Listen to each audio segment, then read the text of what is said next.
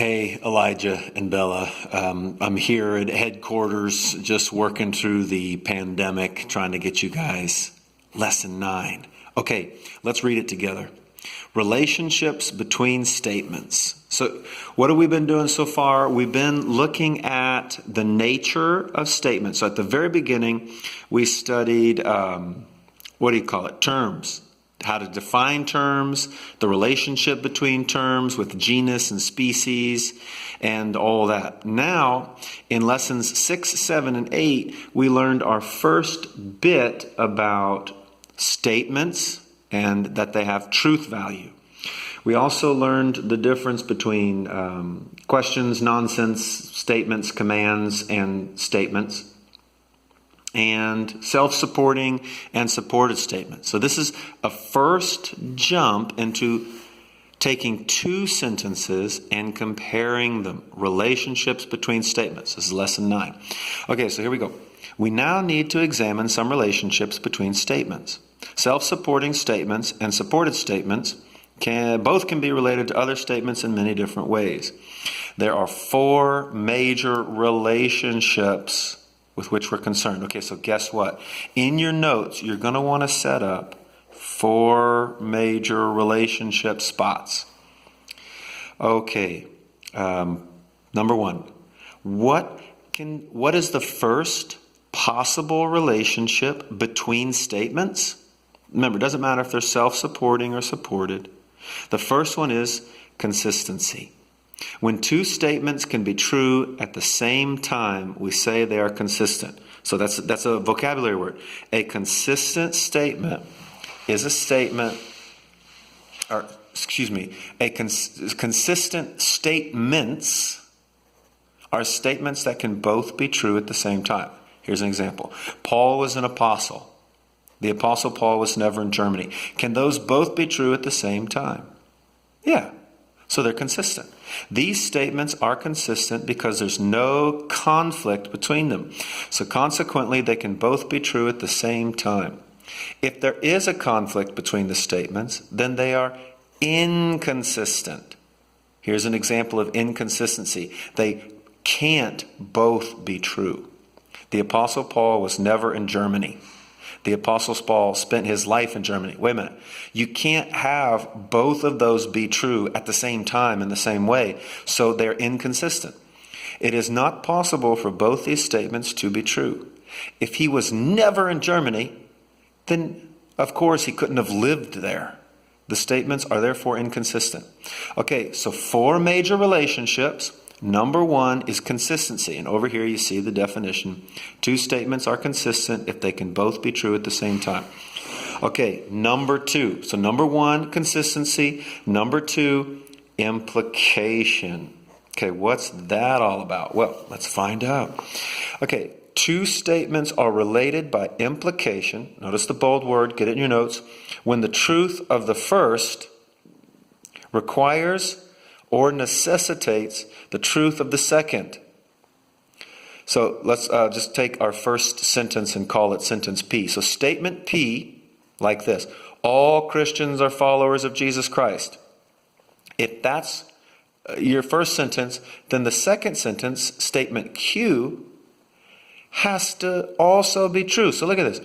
If it's true that all Christians are followers of Jesus Christ, then it has to also be true. If this one is true, then this has to be true. So we call that relationship of this one having to be true, because this one is true, implication. This one implies this one. Okay? So here it is.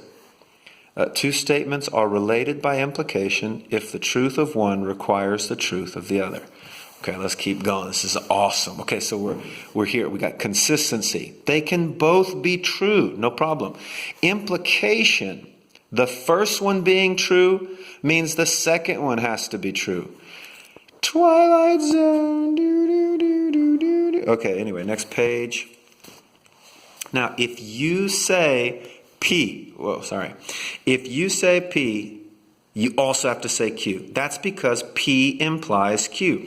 It is not possible for someone to say that all Christians are followers of Christ and at the same time say that some aren't. Now, a lot of people get this confused, so let's put a little star here. This is important. Many students of logic get confused over the use of the word some.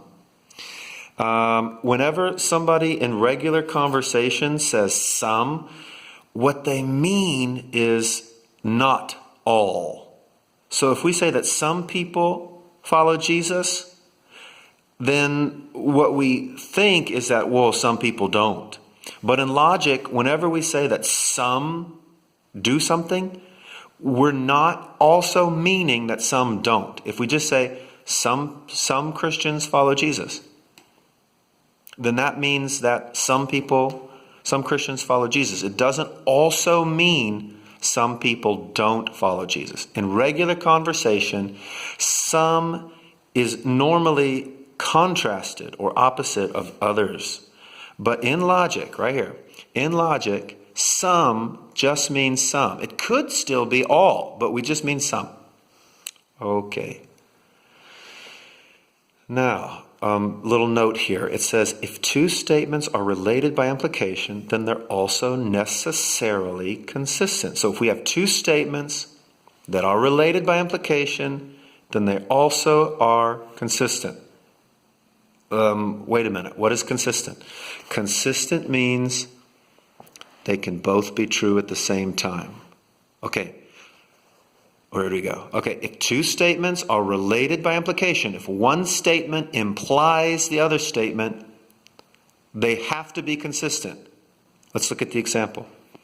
It says, all Christians are followers of Jesus Christ, and some Christians are followers of Jesus Christ. Now, are they consistent? Can they both be true? Yeah. So implication, the statements related by implication are also consistent. Okay, so we've got, besides maybe a camera headache, well, okay, so consistency, implication, there it is.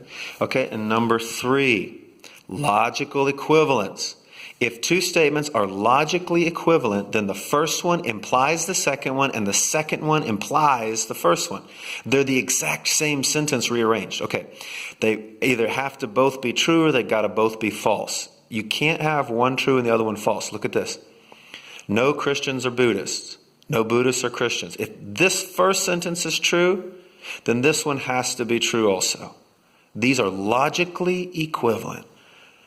Okay, if P is true, then Q must also be true. And if Q is true, then P must be true. They both imply the other one. Order doesn't matter here.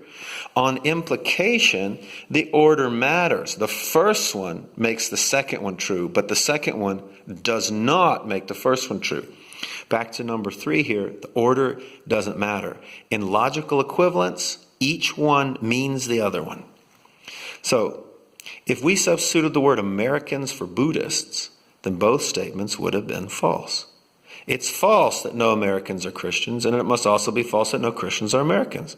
Here's 2 more logically equivalent sentences. Some mammals are egg layers and some egg layers are mammals. In fact, you can tell if a sentence is, or if 2 sentences are logically equivalent if they follow this pattern. If you see a no something, or some is something, then they'll be the same even when reversed. They're logically equivalent. So if you see the no, and you got to memorize this, no S is P, or some S is P. Let me underline that part. Okay, those are logically equivalent.